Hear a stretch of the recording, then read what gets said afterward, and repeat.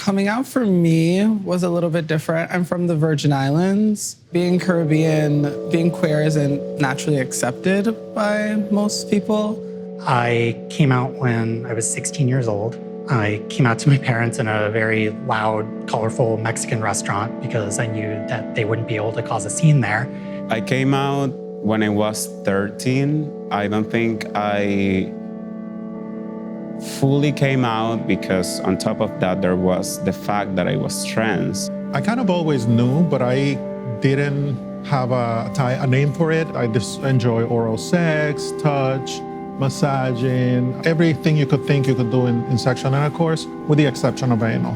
Oftentimes, I would go out with these guys. In a lot of cases, when I would have that conversation, the response I would get would be, oh, so you don't have sex. This whole idea that penetrative anal sex was sex in itself and everything else was just foreplay. Discovering the term side, I thought, okay, there's finally a term that approximately describes what I like to do. A side, it's like someone who doesn't want to be penetrated or to penetrate someone. It's someone that just enjoys everything else, the other sides of sex. I really think that historically, sex has been centered around penetration and climax. That's how you make babies, right? So sex education is only focused on not doing this particular act. And I think people have gotten conditioned or brainwashed into thinking that that's the only way to have sex. The different same-sex sexual experiences include topping, being the one giving anal sex, the one bottoming, the one receiving anal sex, and then there's just people who are averse, who just like to have it go both ways. Stereotypical traits that come with these, the top is usually seen as more alpha, more masculine, more straight acting, a term I hate, and the bottoms are often seen as more feminine and more passive, which is not necessarily true, and sides are seen as immature and not fully developed. Usually, gay men are good at, I think, best at talking about what they want and what they don't want. So if they're both sides, they're gonna engage and talk about oral sex, rimming, kissing, mutual masturbation, all kinds of sexual activity, but it will not include penetration. There might be sex toys, and the sex toys might be used anally, but you're not gonna have PIB, penis and butt, or PIA, penis and anus activity. That's not gonna happen. It's not erotic for people who are sides. So I created the term side. I was talking to some friends, and we were talking about tops and bottoms, and I said, well, I'm neither one. I don't do any of that. Maybe I'm a side.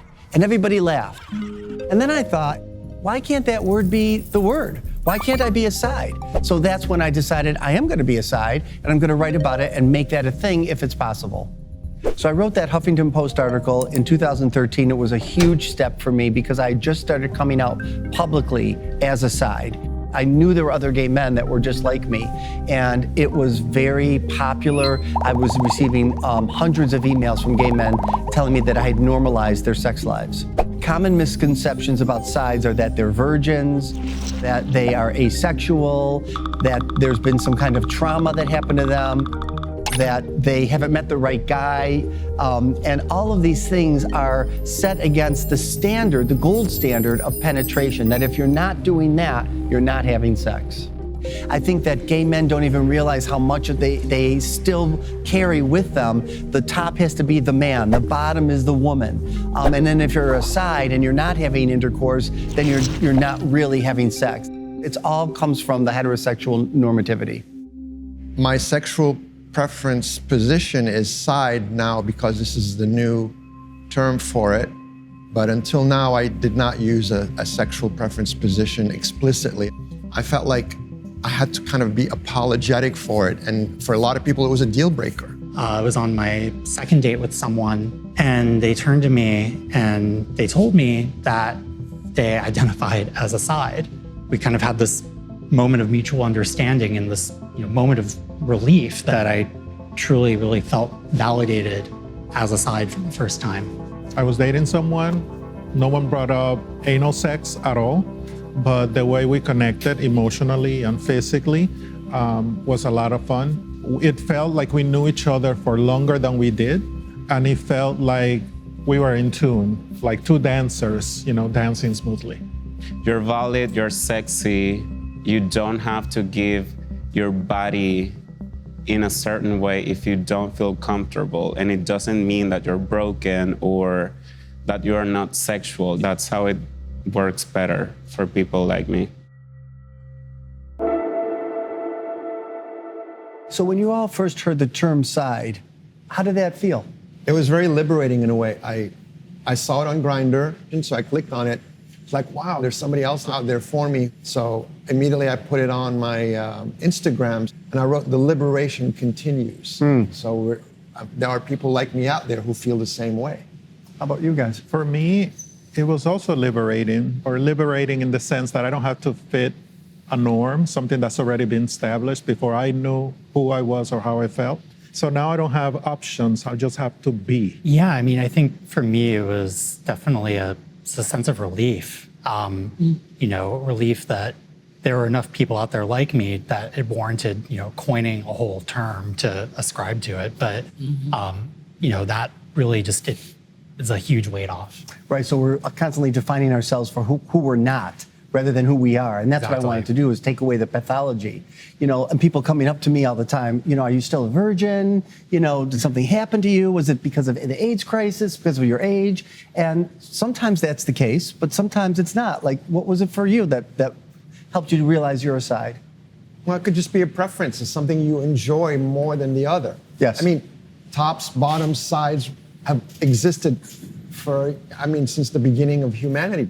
The beginning of gay time. Right. Of course. I think what made me get to recognizing being a side is realizing I didn't want to have sex with everyone that I would want to date or hook up with or meet. That wouldn't be my intention. Mm-hmm. I like that there's more choices, like you said before, variety for the dating experience and just getting to know people experience. Yeah. I always knew it. I always had this question about my body that I didn't know what it was exactly. Why do I feel so contracted? Why do I feel so protective of it? And then that has to do with being trans, that has to do with suffering sexual abuse, that has to do with how much pressure there is when it comes to having sex with someone that you just met in order to show attraction or see if it's an actual fit. So to me, when I read the term, I was like, this is freeing me up, and it's gonna, bring to the attention that I might just want to hang out or go on a date or kiss someone or just, be there in company with somebody else. How has this been received by all of you? When guys hear about this, how do they respond to you? I felt judged. My friend, who I love and loves me, couldn't understand it. He basically shut it down. We couldn't have the conversation. And that was weird. It put me back in the closet. I think for a while, the way I was describing side was kind of it was the everything but option. There's so much more out there beyond just intercourse. And I think it kind of really reinforces the fact that intercourse is just one particular type of sex that works for some people. It doesn't work for everybody else. And there's so much more out there to explore, and not everything is for everybody. Kissing is more intimate than giving a blowjob per se. I think people are kind of scared of talking about intimacy and vulnerability and relationships and what that looks like. Cause we're so used to instant gratification. And this is part of the Grindr culture, and it's a conversation that I actually have with people because, there's this thing where you can either just follow the status quo and engage with it and be okay with it because that's how things are, or you can just actively say something to someone. Oh, yeah. So do you think that the creation of the term side is going to be helpful in finding a partner or not? In my profile, I used to have this sentence that said, "We both want to get to the point. It's how we get there that's important." By using the word side, you can define other things that you're interested in and not have to explain why I'm not going to do this or that with you. It's awesome. So it really allows for more expression. I've been with my partner now for about 1.5 years, and we both independently, before we met, had identified as sides. When we both were able to express that we were sides, but specifically both use that term, just the weight and like the relief and the anxiety that just washed off of both of us, like in that instant, was absolutely incredible. I think being a side, it's like we said earlier, liberating, but at the same time, it takes away the pressure of the society and having to put your choices and preferences and what makes you sexually happy aside to satisfy a partner. Mm-hmm. Being a side gives freedom. Mm.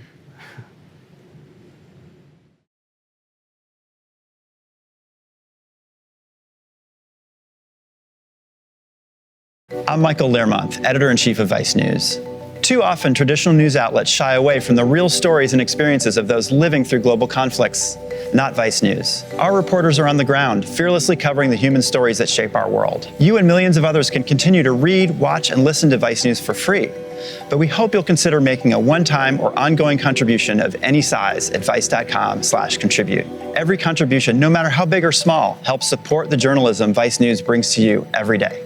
Thank you.